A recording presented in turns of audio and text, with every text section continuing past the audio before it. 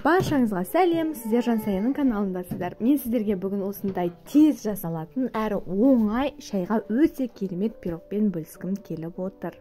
Менің арнамнан осындай керемет оңай рецепттер табасыздар, сондықтан жазылып кетіп, видеоға лайк басуды ұмытпаңыздар. Ең алдымен пирогты дайындау үшін біз жұмыртқамызға қантымызды, шым-шым тұзымызды және де бір шай қасықтай ванилинімізді қосып, жақсылап тұрып, үлкен көпіршіктер пайда болғанша миксерлеп алатын боламыз. Яғни жұмыртқамыз аққа айналып, көпіршіктер пайда болғанша.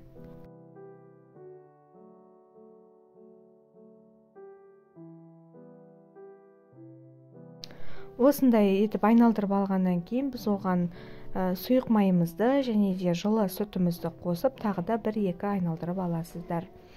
Кейін айналдырып алғаннан кейін осы массамызға біз електен өткізілген ұнымызды және де разрыхителімізді қосып, жақсылап електен өткізіп қосасыздар.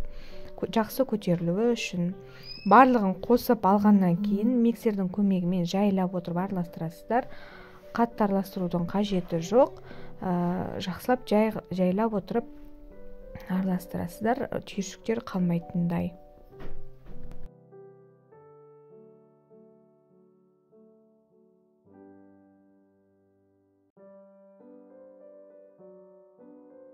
Барлық массаны араластырып алғаннан кейін ішіне жидегімізді мен қарақат салдым. Қарақатымызды салып, жақсылап тұрып араластырып аласыздар да пергамент төселген формамызға салып шығасыздар. Барлығын салып алғаннан кейін бетіне тағы да кішкене қарақатымызды сеуіп шығамыз. Енді осының бетіне тағы да себетін сепкішімізді дайындасақ. Ол үшін біз ұнымызға қантымызды және де салқын сары майымызды турап қосып, түйіршіктер пайда болғанша араластырып аласыздар. Видеодағыдай түйіршіктер пайда болуы қажет. Осы түйіршіктерімізді кейін жаңағы пирогтың бетіне себетін боламыз. Барлығын бетіне жақсылап тұрып, біркелкі етіп сеуіп шығасыздар.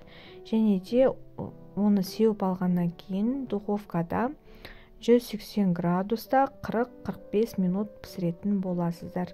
Духовкаларыңызға байланысты.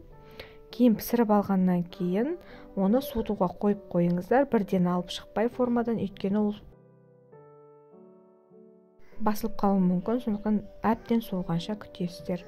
Міне осындай бөлме температурасында суығаннан кейін шайға бере берсеңіздер болады. Өте керемет, өте дәмді пирог шықты. Міндетті түрде жасап көріңіздер. Видео ұнаса лайк басып кетуді ұмытпаңыздар.